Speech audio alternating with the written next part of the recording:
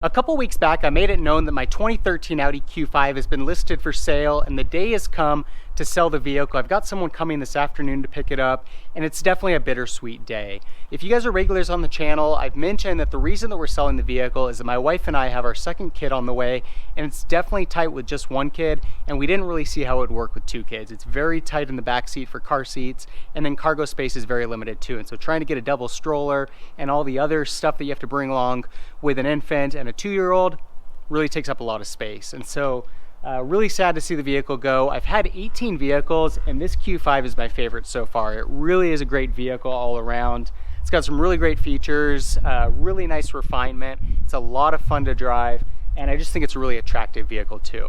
If you're not familiar with the Q5, this is the first generation model that came out back in like 2008, 2009. They did do a minor refresh in 2013, so it's got a revised front end. Headlight design's a little bit different with an updated LED, and then on the rear of the vehicle it's also got updated LEDs. Inside they've also made some other updates to give it a little bit more of a modern look. Essentially it's the same vehicle as those earlier versions of the Q5, but you just get a little bit of an update, and then the engines also saw an update with that 2013 refresh. Now when they came out with that 2013 refresh, they also introduced a new engine option on the Q5, which is what this vehicle's got.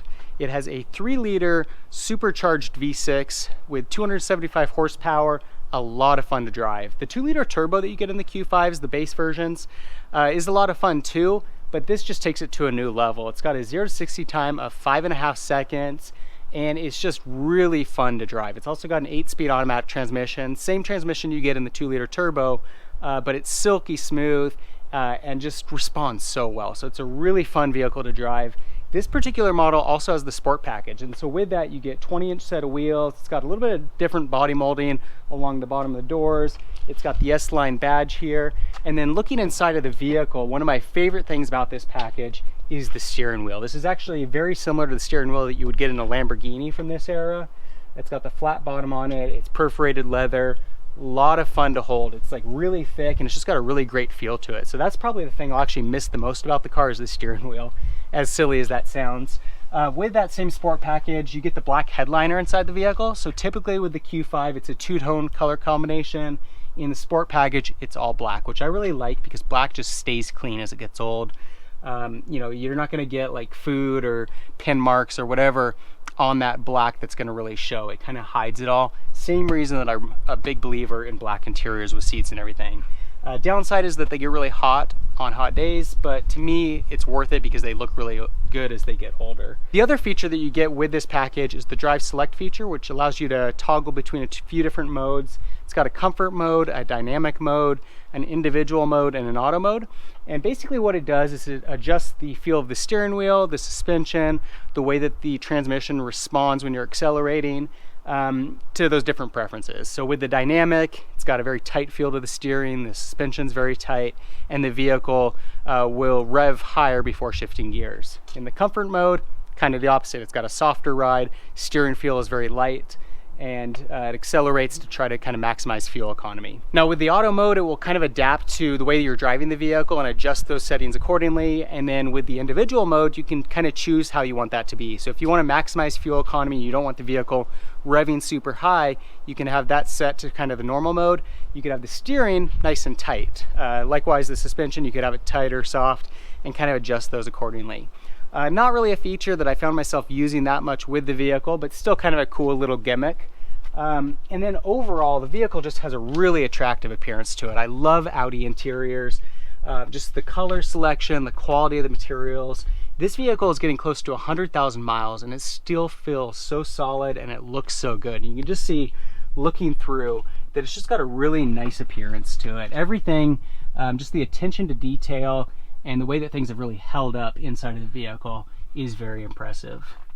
And that's one of the things I really like about Audis, is that I feel like despite the fact this vehicle's got close to 100,000 miles, it's a vehicle that's worth continuing to put money into maintaining because it's still like a new car inside. And so a really great thing if you're in the market for an Audi. Then of course we've also got the panoramic sunroof, which really gives the vehicle a cool ambiance. So you get a lot of light coming into the cabin, and then it's got a screen that you can close very easily to kind of shade yourself if needed. So that's kind of just a quick look inside the vehicle and around the vehicle. Wonderful car, highly recommend considering the Q5 if you're looking to get into kind of a compact luxury SUV. I've been really pleased with this vehicle, and it's just, you know, like I said, my favorite vehicle that I've ever owned. So while the Audi's been a really great vehicle for us overall, it unfortunately took a very significant depreciation hit in the time that we've owned it, and I wanted to share that with you guys in this video. Now, when I originally bought the vehicle back in 2016, I did an extensive search of the Pacific Northwest to try to find the best deal that I could. And I found this specific vehicle at a dealership up in the Seattle area. It was a one-owner vehicle with a clean title, clean Carfax, had 59,000 miles on it, and I paid $29,000 for it, which may sound a little bit on the pricey end in today's market, but if you really look at a newer Audi with fairly low mileage, it's a pretty good value overall.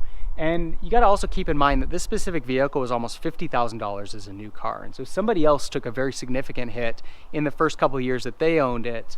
I felt really good about the purchase at the time. And while I expected it to lose some value in the time that we owned it, I never expected that it could have been as much as it was. Now, while I recently published a video letting you guys know that I was going to be selling the Q5, I've actually kind of been testing out the market a little more than that. Over the last couple years. So I posted it last summer for a little while, kind of tested it out, didn't get any bites, and so I let it expire.